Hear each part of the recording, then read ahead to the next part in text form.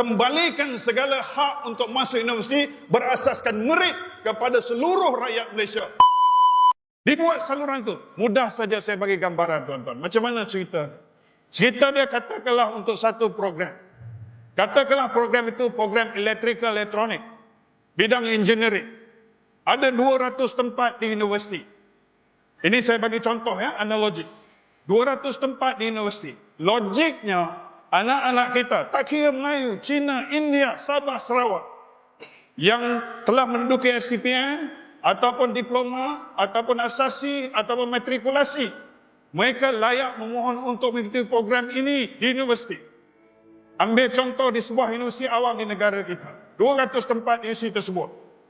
Kalau program Bachelor Engineering Electrical Electronics ni, tuan-tuan, hari ini berebutlah orang nak masuk program ni sebab peluang pekerjaannya cukup bagus. Ada 200 tempat ibu ayah.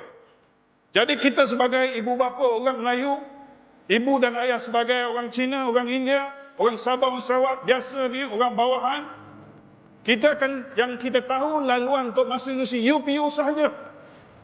Itulah laluan dia. Namun demikian apa yang berlaku, daripada tempat itu, 200 itu, sepatutnya 200 ini kita bersaing secara sihat atas merit, tapi sudah ada percentage tertentu yang mana diberikan kepada orang yang boleh masuk.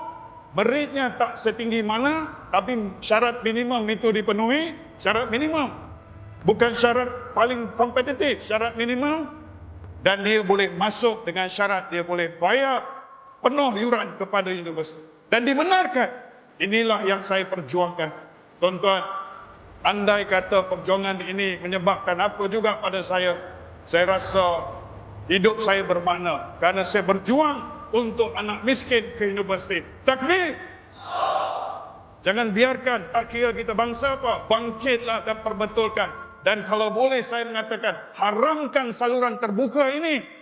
Kembalikan segala hak untuk masuk universiti berasaskan merit kepada seluruh rakyat Malaysia. Jadi tak ada dah kota ataupun percentage untuk melalui saluran pintu belakang yang saya panggil ini.